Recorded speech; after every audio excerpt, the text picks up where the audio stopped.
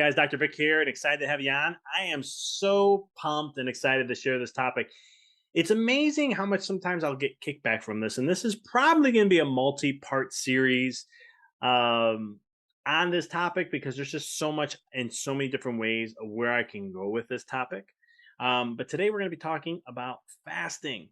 Now, for some people, they think fasting, you lose protein, you starve, and it's malnutritious and messes with your metabolism and all these sorts of things. I'm going to break through a little bit of those things today.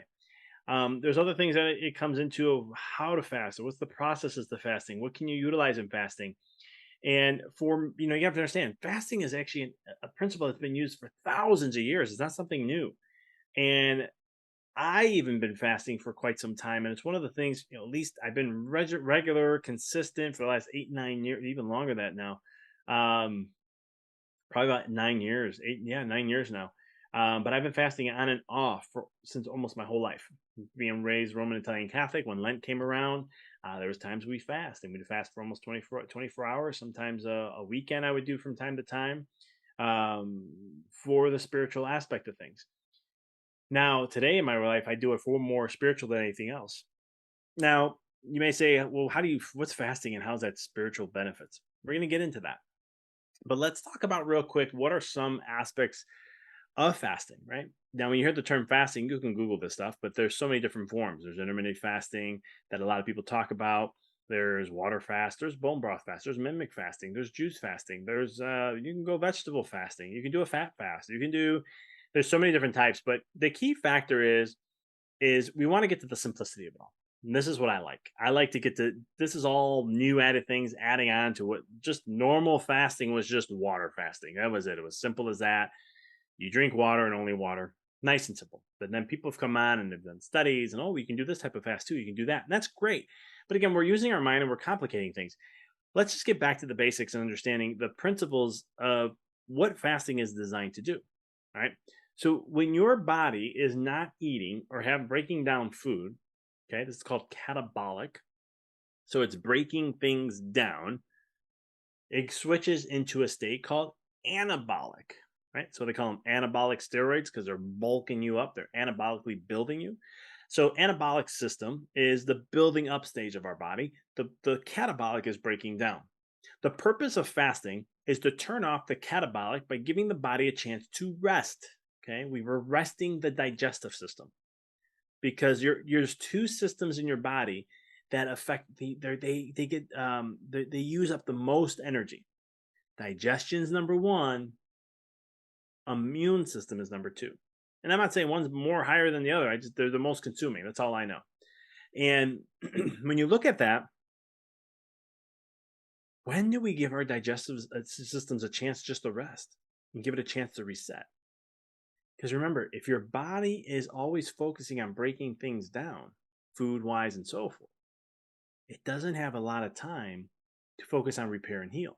Yes, we do this at night when we sleep, but we're not maximizing it. We're overloading the system. So this is one of the most critical things when it comes to fasting is, am I giving my body enough rest to reset itself? And the fasting principles and a fasting protocol, like anything when it comes to health, the more consistent you are, the better. That's just a fact, right? You can't do a 1-day water fast and expect to have hormones balanced and a reset digestive system and a whole renewed immune system. Not going to happen. You can fast for 3 days and have a stem cell activation of your immune system. But it's one of those things where when it comes to the actual helping reset and getting that reset system to constantly be working more and more and more and more, you have to be more consistent on the fasting side, just like anything.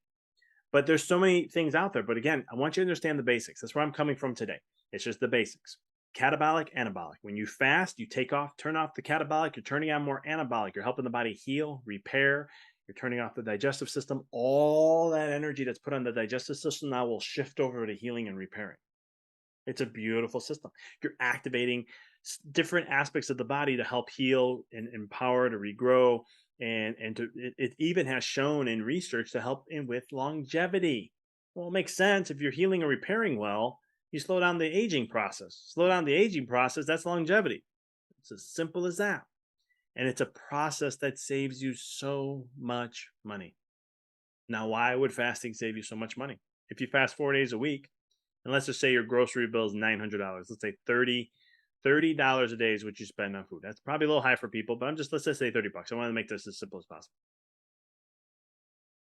If you fast 4 days a week, 4 days a month, that's 120 days back in your 120 days, $120 back in your pocket. So not only you get the health benefits, but you save money. That's a win-win for me. I love that kind of stuff. And that's just kind of the aspects of when it comes to fasting. Now you can utilize fasting in many different ways. There's so many different ways to do it. I shared it earlier. But the question I have is like, because some people go to intermittent fasting, and I say that's great. If your digestive system breaks things down, and gets ready to poop out what you just put in 12 hours later, then intermittent fasting is gonna be really good for you. That means your last meal you had, you don't eat for 16 hours, sometimes 18 hours, sometimes it's 22 hours. You can go all the way to having only one meal a day.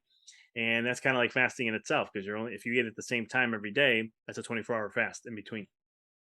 And what that does is allow the body, on average, I mean, it could be up to 24 hours, but a good healthy digestive system, 12 hours it has broken through. It takes 4 hours to get through the small intestines, and it takes another 8 to 10, sometimes 12 hours to get through the colon, just depending on your health, your digestive system. Once you know that, then you know that if intermittent fasting is going to benefit you or not. It's a pretty cool little fact there, because a lot of people do intermittent fasting, but then let's say you have a very sluggish digestive system. Whatever you eat is going to take 18 hours. If you're doing 16 hours and then you eat for 8 hours in an 8 hour window, you're really not taking advantage of fasting as well as you should. This is why I like 24-hour fasts, because you give the body a chance to reset. But you have to build up. A lot of people go, "Oh, I did a 3-day fast," and they're like, "I'm going to do another one next month." And I'm like, "Did you prepare?" "Well, I just ate a little less a couple days before, and I actually felt great, and then I went right back to eating, and I was perfectly fine." I'd be like, "You gotta work this in a little bit. Just because you did it over a weekend doesn't mean you got it down. You got to give the body a chance to adapt." "Well, I felt great through the whole thing. I was a little sluggish on the first day, and then I felt good."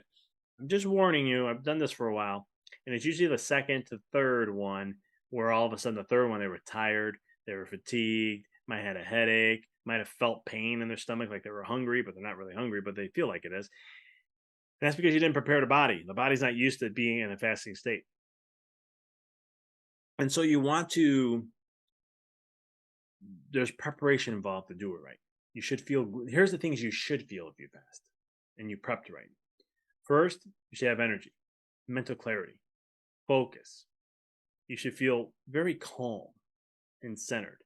No hunger pains, no headaches, tired. You should be able to work out beautifully fine. Sometimes even hit personal records. That's what usually happens to me a lot. And those kind of things, right? And I fast about once a week, 24 hours, give or take. And then I will do a 3-day. Lately, it's been every 40-ish days. Usually I try to stay around 30. I'm a 250-pound, 6-foot guy. I'm not losing muscle. I'll tell you that right now. And I only eat twice a day. So not really having a high caloric intake, except to what my body needs to a certain degree. But, body mass and so forth, everything's there. I've put on 10 pounds of muscle since June. So what's that, 3 months, 4 months? No, 3 months. I weighed in September. And I put on 10 pounds of muscle mass. So I'm not losing weight by any means. A lot of times people think when they fast, they're going to lose muscle when they work out. And that's not true, because you have to understand the hormone system is what controls our body image. And so if you're stimulating growth hormone, which does happen in a 3-day fast, and you're stimulating growth hormone, that's an anabolic process. The body's going to produce more things. Some people say, well, if you're not putting extra protein in the body, it has to get it from somewhere. And the body it knows how to recycle amino acids. It knows it's amazing at conserving energy. It's unreal. I think we did a study one time where they were talking about it in physiology class.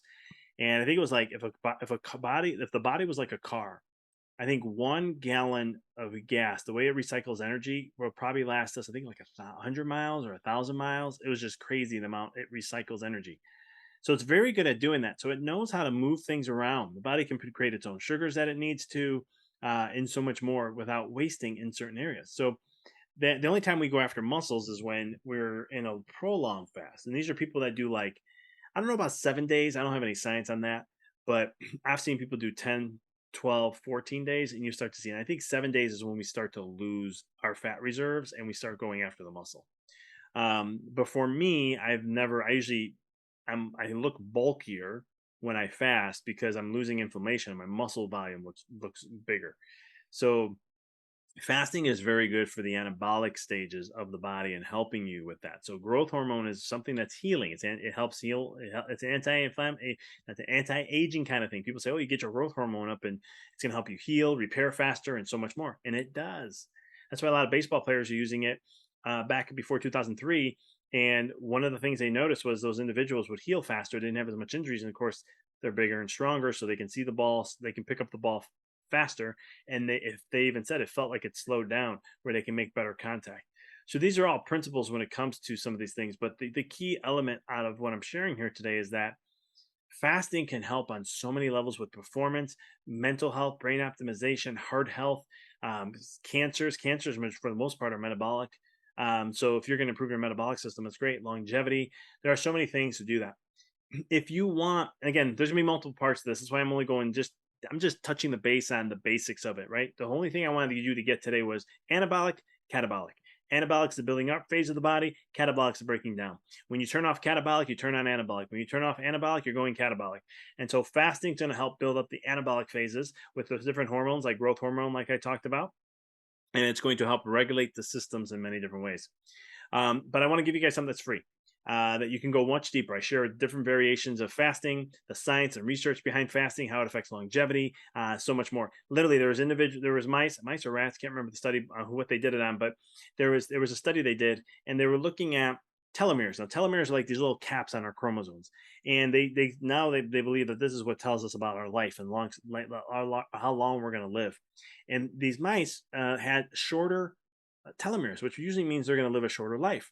They practiced fasting and ended up extending past the life of what was predicted on the telomeres. They helped expand it from the principles of it. They've even done studies with caloric restriction diets where they reduced the calories by 30% and the mice live for an extra 30% longer than expected. And so there's a power to this. And I'm going to leave you with this quote, really question some things a little. The person who eats less lives longer. Now, you know there's a line to where that's going to be, but the person who does eat less does live longer. And fasting is a great principle to do that and so much more. So the free gift I want to share with you guys is I want you to go, you can look in the show notes below and you get my free book on the science on fasting. You can go to healthbydrvic.com and you get access to it there also. Download it, check it out. It's a nice quick read. You'll basic understanding the simplicity of fasting, what does it mean, and so much more. And it can really help you take your life to the next level. If you have any questions or anything about this or with fasting or want to learn more or want to be coached on that, please reach out to me. I'll be more than happy to work with you. So until then, I appreciate you. If you have not yet, please subscribe to the podcast. We are growing, getting more episodes out almost every single week. And we have tons of topics that we're going to dive into. And if you have a topic you want me to discuss, please let me know. My background, I can touch base on a lot of them. And if you found this inspirational, please pay it forward by just paying it forward by sharing with one person. And if you like the episode and you like the podcast, please do me a favor and like the podcast and wherever you listen to. It really helps get the reach out there. I want to thank you again for tuning in. Until next time, keep rocking and rolling.